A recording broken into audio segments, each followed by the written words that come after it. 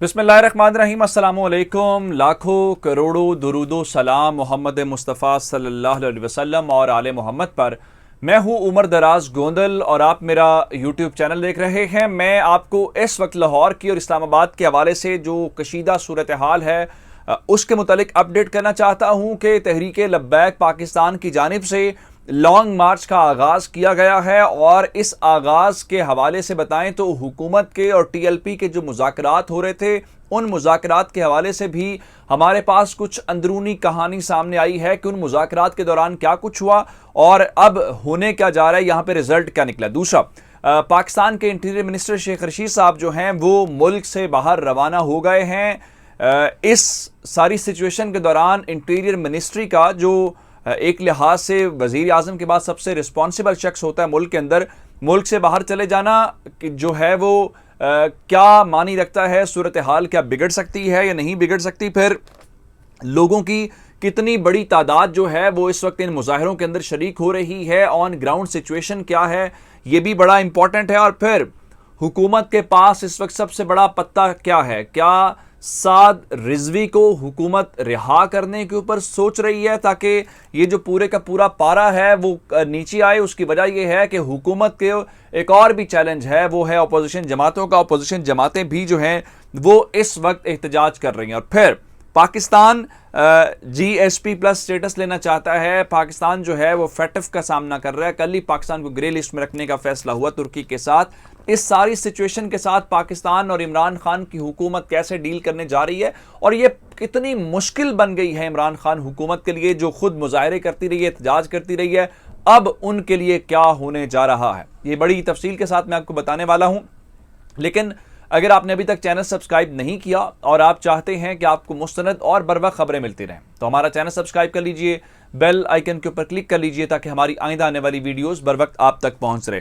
जनाब, हुआ ये कि 12 रबीउल अव्वल का जो जुलूस था वो जैसे ही इख्तिताम पजीर हुआ तो इधर लाहौर के अंदर जो मुल्तान रोड पे जहाँ पे खादिम हुसैन रिजवी का मज़ार भी है और वहाँ पे मस्जिद भी है, तो वहाँ पे तहरीक लब्बैक के जो कारकुनान हैं उन्होंने उस जुलूस को एक धरने के अंदर तब्दील कर दिया और ये कहा गया कि 3 दिन आपके पास हैं और इन 3 दिनों के अंदर हुकूमत के सामने 2 मुतालबात रखे गए कि इन दोनों मुतालबात के ऊपर आपको काम करना पड़ेगा। अगर आप ये मुतालबात मान लेते हैं तो बिल्कुल ठीक है, दूसरी सूरत में फिर हम आपके खिलाफ एहतजाज करेंगे।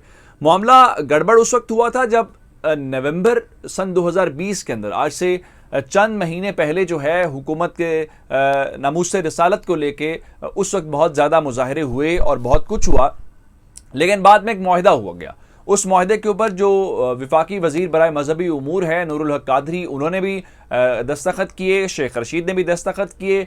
उसके अंदर बड़ी सीधी सादी बात थी और वो थी कि हम जनाब जो फ्रांस का सफ़ीर है पाकिस्तान के अंदर उसको निकालेंगे और इसको लेके कौमी असम्बली के अंदर करारदाद भी आई, लेकिन सफ़ीर को निकालने की बात वहाँ पे नहीं हुई। लेकिन हुकूमत ने उस वक्त कमिटमेंट ज़रूर कर दी कि हम ये निकालेंगे, ये एक टॉप प्रायोरिटी है। लेकिन सूरत हाल ख़राब उस वक्त हो गई जब अप्रैल के महीने में साद रिजवी को लाहौर से, जब वो एक जगह से वापस आ रहे थे तो उनको हिरासत में ले लिया और उसके बाद काफ़ी अरसे से उनको जेल में रखा हुआ है। उसके बाद लाहौर हाई कोर्ट की जजमेंट आती है, लाहौर हाई कोर्ट की जजमेंट के बाद भी उनको रिहाई नहीं हो रही।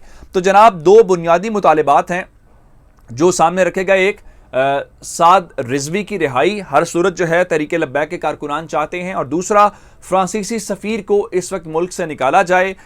तो ये सारी बातें। अब आते हैं अगले मरहले की तरफ कि अब इस तक मामले के अंदर अभी तक की अपडेट क्या है, मुज़ाकरात हुए हैं नहीं हुए, हुकूमत ने TLP के साथ बातचीत की है, उनसे रब्ता किया या नहीं किया।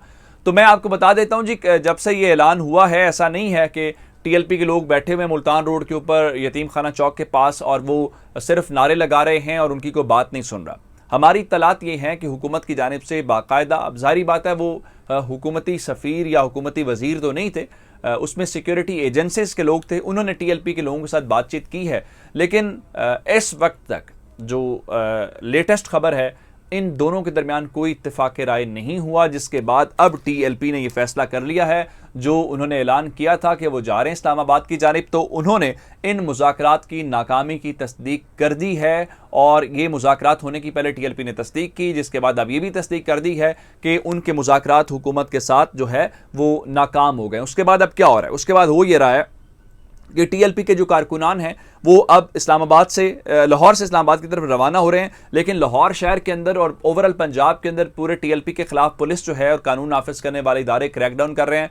सैकड़ों की तादाद में उनके लोग गिरफ्तार किए जा रहे हैं। एंट्री और एग्जिट पॉइंट्स जो हैं, अगर आप बाबू साहब इंटरचेंज लाहौर के अंदर देखें तो वहाँ पे उसको बंद कर दिया गया है। जाहिर बात है आगे उस तरफ आना होता है। लाहौर के अंदर ट्रैफिक की सिचुएशन बहुत बुरी है। अब ये सारे के सारे वहाँ पे, लेकिन गवर्नमेंट क्रैकडाउन कर रही है। सूरत हाल बहुत कशीदा है। इस इलाके में इंटरनेट की फैसिलिटी इस वक्त जो है वो अवेलेबल नहीं है, फ़ोन की फैसिलिटी अवेलेबल नहीं है सारी सिचुएशन को हैंडल करने के लिए। लेकिन इस दौरान जो सबसे बड़ी एक और इंपॉर्टेंट खबर है, वो खबर जनाब हमारे पास ये है कि शेख रशीद का बैरून मुल्क जाना। शेख रशीद जनाब दुबई के लिए रवाना हो गए हैं। 2-3 दिन का उनका विजिट है और हमारी इत्तला के मुताबिक वो पाकिस्तान और इंडिया का मैच देखेंगे। अब ये एक नॉन सीरियसनेस की इंतहा है कि पाकिस्तान का इंटीरियर मिनिस्टर जो है वो इस बात के ऊपर, क्या मैच ज़रूरी है? पाकिस्तान और इंडिया का मैच तो पहले भी होते रहे, मैच होते भी रहेंगे, कौन जीतेगा कौन हारेगा इस चीज़ से कतई नज़र। लेकिन इस वक्त मुल्क के अंदर ये सिचुएशन हो कि आज लाहौर शहर के अंदर अपोजिशन जमातों की रैलीज अलग से हैं, मजहबी जमात का एहतजाज अपनी तरफ है और पाकिस्तान का इंटीरियर मिनिस्टर जो है वो मैच देखने जा रहा है। ये इससे ज़्यादा कोई गलत बात नहीं हो सकती। अब आते हैं लोगों की तादाद की तरफ। TLP के लोगों की तादाद अच्छी खासी है। हम ये नहीं कह रहे कि कोई लाखों की तादाद में है, लेकिन कम भी नहीं है तो ज़्यादा, अगर कम नहीं है तो उस तरह से उतनी को ज़्यादा भी नहीं, लेकिन तादाद बहुत अच्छी है। एक अच्छा नंबर है लोगों का जो एहतजाज कर। उसकी वजह यह है उनकी मरकज़ी लीडरशिप जो है वो गिरफ्तार है, जिसमें साद रिजवी हैं। अब दो चीज़ें हैं कि पाकिस्तान की हुकूमत के पास, इमरान खान की हुकूमत जो खुद बड़ी कहती है, जो हम एहतजाज जो धरना एक्सपर्ट हैं उनके पास इस मोमेंट पे चीज़ है क्या, ऑन कार्ड है क्या साद हुसैन रिजवी को रिहा किया जा सकता है? शायद ये वो पत्ता है जिसको इमरान खान हुकूमत खेल सकती है, लेकिन वो भी कुछ एश्योरिटीज़ के साथ, कुछ सिक्योरिटीज़ लेके। दूसरी तरफ क्या फ्रांसीसी सफ़ीर को पाकिस्तान निकाल सकता है? तो इसका जवाब एब्सोल्युटली नॉट है। उसकी वजह क्या है? उसकी वजह यह है कि फ्रांस के साथ पाकिस्तान के ताल्लुकात कोई अच्छे नहीं हैं। उन्होंने FATF के अंदर भी हमारे खिलाफ बहुत काम किया, लेकिन दूसरी तरफ सूरत हाल ये है कि हम यूरोपीय यूनियन के अंदर पाकिस्तान के गवर्नर जो पंजाब के हैं चॉइस सर्वर गए हुए थे, उन्होंने मुलाकातें की। GSP स्टेटस पाकिस्तान बहाल रखना चाहता है, अगर यूरोपीय यूनियन की मंडियों तक हमें जाना है। अगर ऐसी सिचुएशन में हम वहाँ पे ये काम करें तो इसका मतलब ये होगा कि सारे ममालिक हमारे हाथ से निकल जाएंगे। इस वक्त पाकिस्तान का मीडिया इस खबर को, TLP वाले मामले को नहीं दिखा रहा, लेकिन सिचुएशन ख़राब है। इससे फर्दर सिचुएशन एस्केलेट कर सकती है, ख़राब हो सकती है।